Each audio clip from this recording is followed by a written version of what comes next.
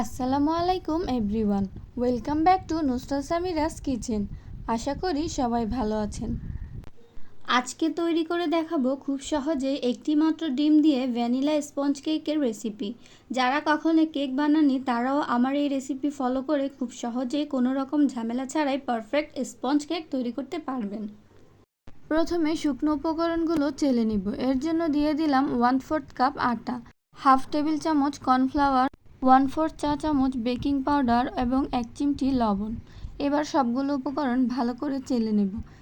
সঠিকভাবে স্পঞ্জি ও perfect cake তৈরি করার জন্য অবশ্যই শুকনো উপকরণগুলো ভালো করে চেলে নিতে হবে। চেলে নেওয়া হয়ে গেলে এবার একটি স্প্যাচুলা দিয়ে আবারও ভালো করে মিশিয়ে নেব। এবার শুকনো উপকরণগুলো রেখে দেব এক সাইডে। অন্যদিকে বোলে নিয়ে নিলাম রুম টেম্পারেচারে থাকা একটি ডিম, আর ডিমের সাদা অংশটা রেখে ডিমের কুসুমটা সরিয়ে রাখব। এবার বিটারের মিডিয়াম স্পিডে বিট করে নেব কিছুক্ষণ। আর ডিমটা অবশ্যই নর্মাল টেম্পারেচারে থাকতে হবে। যদি ফ্রিজ থেকে বের করেন তাহলে 1 ঘন্টা আগে বের করে রাখবেন। দেখুন এইরকম ফোমি ভাব হয়ে আসলে এখানে দিয়ে দেব 1/4 কাপ চিনি। চিনিটা আমি 2 বারে দিব যাতে তাড়াতাড়ি চিনিটা বিট হয়ে যায়।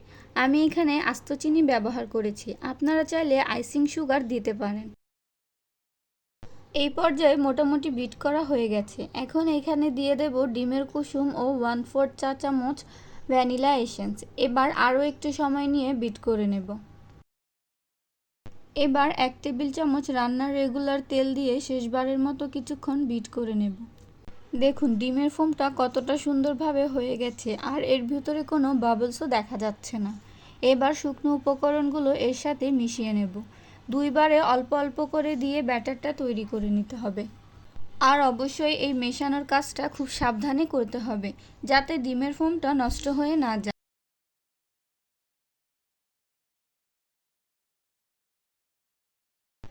ভালোভাবে মেশানো হয়ে গেলে এবার একটি 5 ইঞ্চি মোল্ড নিয়ে তাতে সামান্য পরিমাণ তেল ব্রাশ করে নেব এবং একটি কাগজ দিয়ে দেব। এবার সবটুকু ব্যাটার ঢেলে দেব মোল্ডে। দেখুন ব্যাটারগুলো মোল্ডে কতটা সুন্দর ফোল্ড হয়ে পড়ছে। একটি টুথপিক দিয়ে ব্যাটারগুলো মোল্ডে ভালো করে ছড়িয়ে দেব যাতে সব দিকে সমানভাবে বসে, আর মোল্ডের ভেতরে যদি কোনো বাবল থাকে তা বের হয়ে যায়। এখন লাস্টবারের মতো মোল্ডটাকে কয়েকবার ট্যাপ করে চুলায় একটি মোটা হাঁড়িতে একটি স্ট্যান্ড বসিয়ে ঢাকনা দিয়ে ঢেকে প্রিহিট করে নেব 10 মিনিটের জন্য। যদি ঢাকনায় কোনো ছিদ্র থাকে তাহলে তা বন্ধ করে দিতে হবে যাতে ভেতরের তাপ বাহিরে বের হতে না পারে। 10 মিনিট পরে কেক মোল্ডটা হাঁড়িতে বসিয়ে বেক করে নেব 25 থেকে 30 মিনিটের জন্য। ফিরে আসলাম 30 মিনিট পর। একটা টুথপিক দিয়ে চেক করে দেখতে হবে যে কেকটা ভালো করে হয়েছে কিনা। যদি টুথপিকটা এইরকম পরিষ্কার বের হয় তাহলে কেক হয়ে গেছে। আর যদি টুথপিকের সাথে ব্যাটার লেগে থাকে তাহলে বুঝবেন এখনও হয়নি, তাই আরও 5 মিনিট কেক বেক করে নিতে হবে। ফিরে আসলাম কেক ঠান্ডা হওয়ার পর। সঠিক নিয়মে ও সব মাপ ঠিক রেখে কেক তৈরি করলে যে কেউই পারফেক্টভাবে কেক তৈরি করতে পারবে। দেখুন কেকটা কতটা সফট আর স্পঞ্জি হয়েছে। এবার কেকটাকে ডেকোরেশন করার জন্য 2টা স্লাইস করে কেটে নিব। আপনারা চাইলে 3টাও স্লাইস করতে পারেন। এবার ক্রিমটাকে কেক দিয়ে কোট করে নেব। এর জন্য কেক বোর্ডে সামান্য ক্রিম দিয়ে তার উপরে কেকের একটা স্লাইস দিয়ে দেব, আর সুগার সিরাম দিয়ে কেকটা ভিজিয়ে দেব।